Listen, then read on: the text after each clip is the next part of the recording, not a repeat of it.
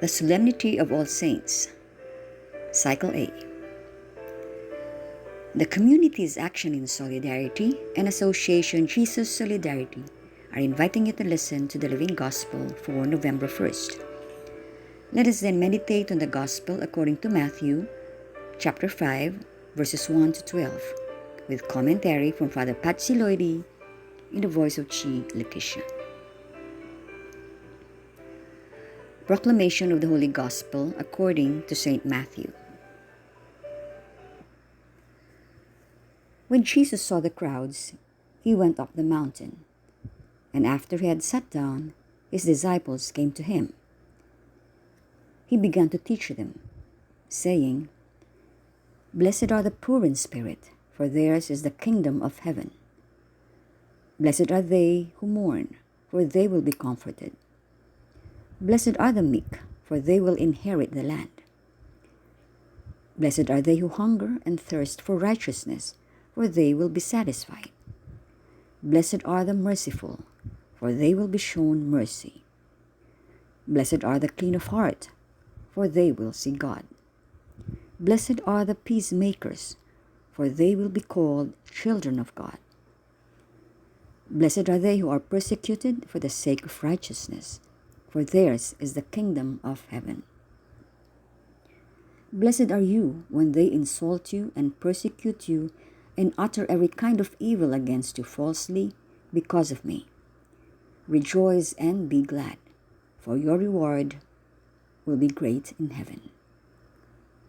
Thus they persecuted the prophets who were before you." The word of the Lord. Father Patxi's commentary. Dear friends, greetings on this great day. Today's Feast of All Saints has the liturgical category of Solemnity, which is the highest.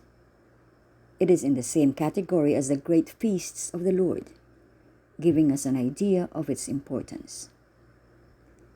Meaning of this great feast.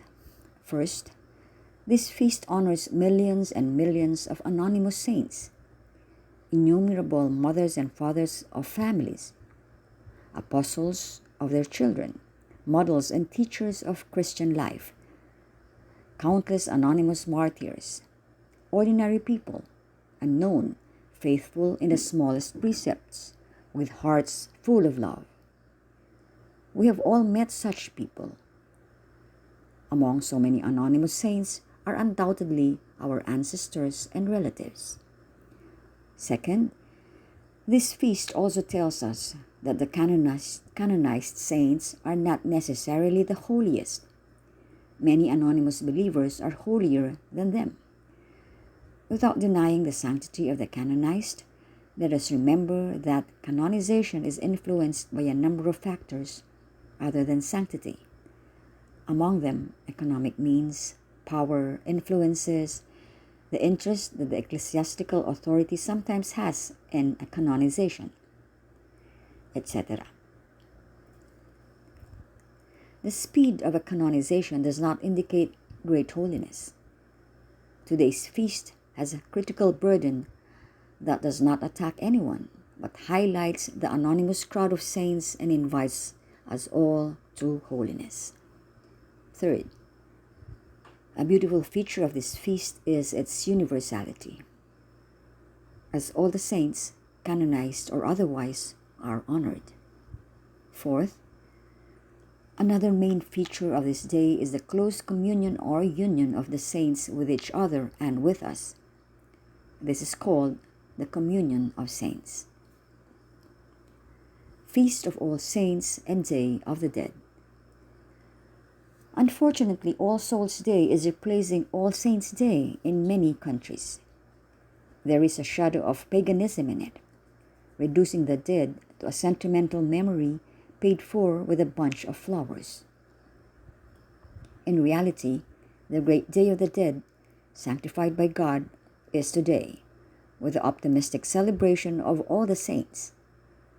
Let us not let the Feast of the Dead replace that of All Saints. Let flowers not substitute for prayer. Because today is a great day of faith, we believe in God who loves the world and that countless people have reached their full realization with God. Among them are undoubtedly our ancestors. The Beatitudes express that full realization. And the ecclesial plural blessed are crosses Christian borders to embrace all humanity. Today is a great day of joy and growth with all the saints around Jesus. Note on translations. Some translations of the Beatitudes are unacceptable. It is most glaring in the God Speaks Today Bible translation. Saying blessed or happy does not matter. What's unsuitable is the content that the Beatitudes are attributed to. Let's look at 3 translations. God Speaks Today Bible. Blessed are those who recognize their spiritual need. Latin American Bible. Happy are those who have the spirit of the poor. Jerusalem Bible. Blessed are the poor in spirit.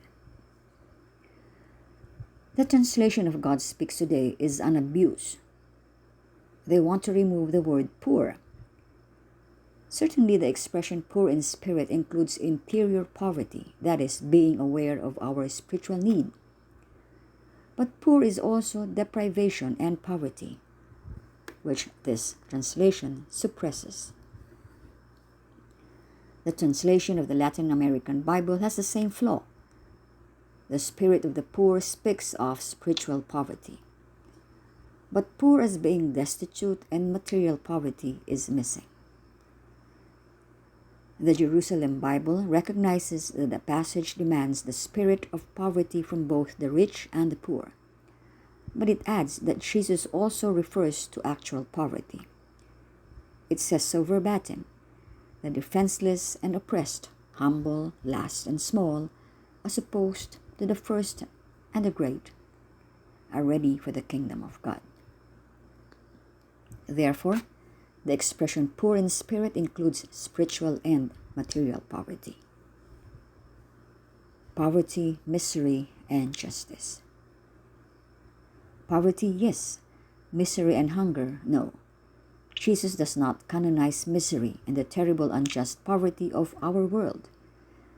To say that the poor are blessed to become rich and to not share with the poor is insulting and blasphemous. But Jesus demands of all baptized people austerity and poverty, to share with the poor and to take action to lift them out of poverty. God's will is that there be no poor. The word justice in the Bible does not mean social justice if the text does not expressly indicate it. It means will of God or rectitude of conscience. Kingdom of heaven is an expression that only St. Matthew uses because he writes with the Jews who don't pronounce the word God. The other Gospels say kingdom of God, which is better. The kingdom of heaven formula can lead us to think about the afterlife, but it is not that. What we have to build now is the kingdom of God in this world. A short final commentary. Dear friends, let's complete what we have discussed previously.